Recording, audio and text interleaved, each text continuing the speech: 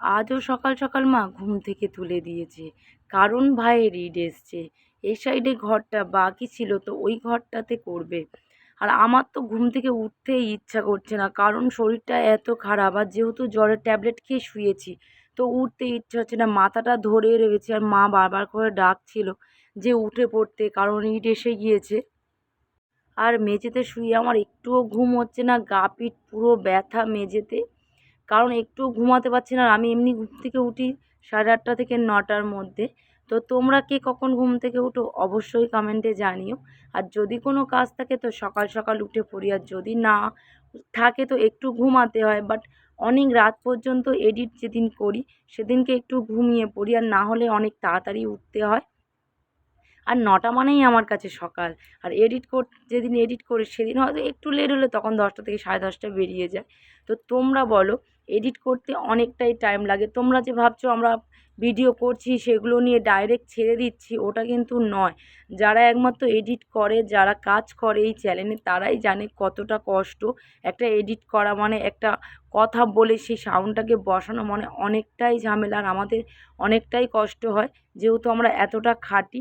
আর এদিকে দেখো, সকাল সকাল এও উঠে পড়েছে, কারণ যেহেতু কারেন্টের এগুলো ছিল, ওই ঘরটাতে কানেকশান ছিল, তো ওই ঘরটা পুরোপুরি যখন ভাঙা হবে, তো তার জন্য ও ওগুলোকে পুরোপুরি খুলে দিয়েছে। ফ্যানটা লাগানো ছিল, তার টারগুলো যেগুলো লাগানো ছিল ওগুলো পুরো বাদ দিয়ে দিয়েছে, দিয়ে এই নতুন ঘরে নতুন করে আবার লাইন করে দিচ্ছে।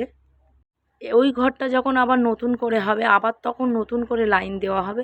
আপাততর মতন এইটা ঠিক করে দিচ্ছে, পুরোপুরিভাবে এই ঘরটাতে এখন লাইন মানে কমপ্লিট করেনি। আর যেইটা মানে চলার মতো আর কি, চলাচলতির মতো যেটুকুনি, সেটুকুনি একটা লাইট জ্বলবে, একটা ফ্যান চলবে, তো সেটুকুনি ঠিক করে দিচ্ছে মানির বাবা।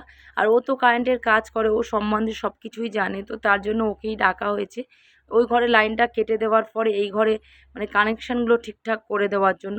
বাট আমিও জানি কারেন্টের কাজ কিছু, বাট এতটা জানি না কিভাবে কি করতে হয়। তো কারেন্ট চলে গেলে কি করতে হবে, তার একটা লাইট আলো জ্বালতে হবে কীভাবে সেগুলো জানি, বাট এই বোর্ড বসানো এইগুলো এরকম করে ফিটিংস করা এতটা আমি জানি না। বাট এদিকে দেখো, কাজ করতে করতে খোয়াও চলে এসছে। ঘর হবে বলে এগুলো আনা হয়ে গিয়েছে, আর এখনও বাকি আছে বালিটা। ইঁটটাও পড়ে গিয়েছে আর টনচিপটাও পড়ে গিয়েছে, বালিটা এখনও আসেনি। আর এদিকে জানলার কাচ লাগাতেও লোক চলে এসছে, কারণ ভাইয়ের এখনও ঘরের ভিতরে পুট্টি করা হয়নি, রং করা হয়নি, অনেকটা কাজ ভাইয়ের ঘরের ভিতরে বাকি আছে। আর ভাইয়ের এই ঘরটাতে যখন কমপ্লিট হয়ে যাবে, ভাইয়ের ভিতরের ঘরটাতে, তখন ভাই এই ঘরটাতে চলে আসলে, আর আগে যেই ভাই ঘরটাতে ছিল সেই ঘরটাতে আমি চলে যাব। এখন যেহেতু কাজটা কমপ্লিট হয়নি, তো তার জন্য ভাই আমাকে বলল আপাতত তুই নতুন ঘরে থাক, কাজগুলো কমপ্লিট হয়ে গেলে তারপরে আমি ঢুকবো।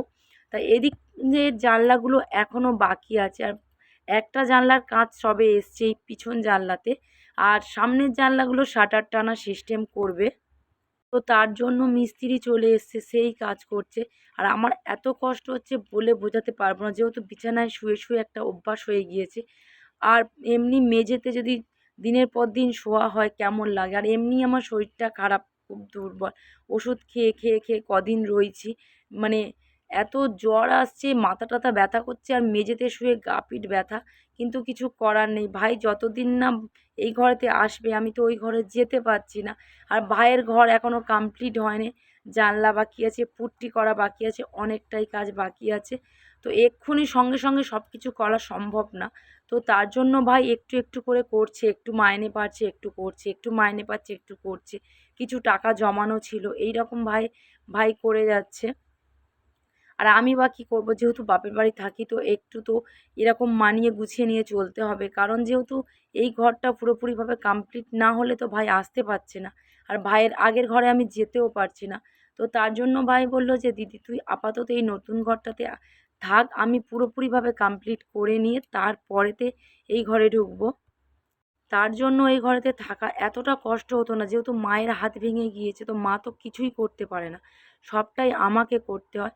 ওই জন্য আমার এত কষ্ট, আর তার উপরে এত শরীর খারাপ, তাও সবটাই আমাকে করতে হচ্ছে।